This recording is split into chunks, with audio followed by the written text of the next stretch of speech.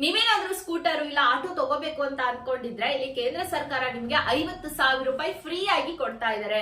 ಇದಕ್ಕಾಗಿ ಏನ್ BPL ration card ಬೇಕು, APL ಬೇಕು, ಇದೇ ಕ್ಯಾಟಗರಿಯವರು ಅಪ್ಲಿಕೇಶನ್ಸ್ ಹಾಕ್ಬೇಕು ಅಂತ ಏನು ಕಂಡೀಷನ್ಸ್ ಇಲ್ಲ. ಎಲ್ರು ಕೂಡ ತಗೋಬಹುದು, ಎಲ್ರಿಗೂ ಕೂಡ ಸಿಗ್ತಾ ಇದೆ. ಸೊ ಇದು ಬಂದ್ಬಿಟ್ಟು ನಿಮ್ಗೆ ಪೆಟ್ರೋಲ್ ಡೀಸೆಲ್ ಸ್ಕೂಟರ್ ಅಲ್ಲ, ಎಲೆಕ್ಟ್ರಿಕಲ್ ಸ್ಕೂಟರ್ ಅನ್ನ ಮಾತ್ರ ತಗೊಳ್ಳೋರಿಗೆ ಇದು EMPS ಅಂತ ಯೋಜನೆ ಕೇಂದ್ರದ್ದು. ಎಲೆಕ್ಟ್ರಿಕಲ್ ಸ್ಕೂಟರ್ ಅಥವಾ ಎಲೆಕ್ಟ್ರಿಕಲ್ ಆಟೋ ತಗೊಳ್ತೀರಾ ಅಂದ್ರೆ ನಿಮ್ಗೆ 50,000 ತನಕನೂ ಸಬ್ಸಿಡಿ ಸಿಗ್ತಾ ಇದೆ. ಬ್ಯಾಟರಿ ಕೆಪಾಸಿಟಿ ಮೇಲೆ ಸಬ್ಸಿಡಿ ಹಣ ಕನ್ಸಿಡರ್ ಆಗುತ್ತೆ. 1 ಕಿಲೋವ್ಯಾಟ್ ಗೆ 15,000 ಅಂತ ಹೇಳ್ತಾ ಇದ್ರೆ ನೀವು ನಿಮ್ಮ ಇಷ್ಟದ ಶೋರೂಮ್ ಅಲ್ಲೇ ಹೋಗಿ ಕೇಳ್ಕೊಳ್ಳಿ. ಇದಕ್ಕೇನು ಅಪ್ಲಿಕೇಶನ್ಸ್ ಇಲ್ಲ, ಶೋರೂಮ್ ಅಲ್ಲಿ ಹೋಗಿ ವಿಸಿಟ್ ಮಾಡಿ ನೀವು ಅದ್ರ ಬಗ್ಗೆ ಇನ್ಫಾರ್ಮೇಶನ್ ಅನ್ನ ತಗೊಳ್ಳಿ. ಇಲ್ಲಿ ಬಂದ್ಬಿಟ್ಟು ಇದರ ಒಂದು ಲಾಸ್ಟ್ ಡೇಟ್ ಸೆಪ್ಟೆಂಬರ್ ತನಕ ಇತ್ತು. ಕೇಂದ್ರದ ಸಚಿವರಾಗಿರುವಂತ ನಮ್ಮ ರಾಜ್ಯದ HD ಕುಮಾರಸ್ವಾಮಿ ಅವರು 2 ತಿಂಗಳು ಮತ್ತೆ ಎಕ್ಸ್ಟೆಂಡ್ ಮಾಡಿದ್ದಾರೆ. ಸೊ ಹಾಗಾಗಿ ಒಂದ್ಸರಿ ವಿಸಿಟ್ ಮಾಡಿ ನಿಮ್ಮ ಶೋರೂಮ್ ನಲ್ಲಿ. ಎಲೆಕ್ಟ್ರಿಕಲ್ ಸ್ಕೂಟರ್ ತಗೊಳ್ಳೋದ್ರಿಂದ EMPS ಯೋಜನೆಯಲ್ಲಿ ಸಬ್ಸಿಡಿ ಅಪ್ ಟು 50,000 ತನಕ ಸಿಗ್ತಾ ಇದೆ. ಡಿಪೆಂಡ್ ಅಪ್ ಅಂತ ಎಲ್ಲ ಹೇಳಿದಲ್ವಾ ಒಂದು ಬ್ಯಾಟರಿ ಕೆಪಾಸಿಟಿ ಮೇಲೆ ಅಂತ.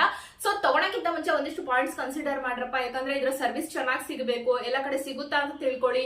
ಎಷ್ಟು ಬ್ಯಾಟರಿ ಕೆಪಾಸಿಟಿ ಅಂದ್ರೆ ನೀವು ಎಷ್ಟು ಚಾರ್ಜ್ ಮಾಡಿದ್ರೆ ಎಷ್ಟು ಕಿಲೋಮೀಟರ್ ಹೋಗುತ್ತೆ, ಯೂನಿವರ್ಸಲ್ ಚಾರ್ಜರ್ ಇದೆಯಾ, ಎಲ್ಲ ಕಡೆ ಹೋದ್ರೂ ಚಾರ್ಜ್ ಆಗ್ತಾ ಇರಬೇಕು. ಇದನ್ನೆಲ್ಲ ಸ್ವಲ್ಪ ನೀವು ಪಾಯಿಂಟ್ ಔಟ್ ಮಾಡ್ಕೋಬೇಕಾಗುತ್ತೆ. ಸ್ವಲ್ಪ ಡಿಮ್ಯಾಂಡ್ಸ್ ಜಾಸ್ತಿನೇ ಅಂತ ಹೇಳ್ಬೋದು.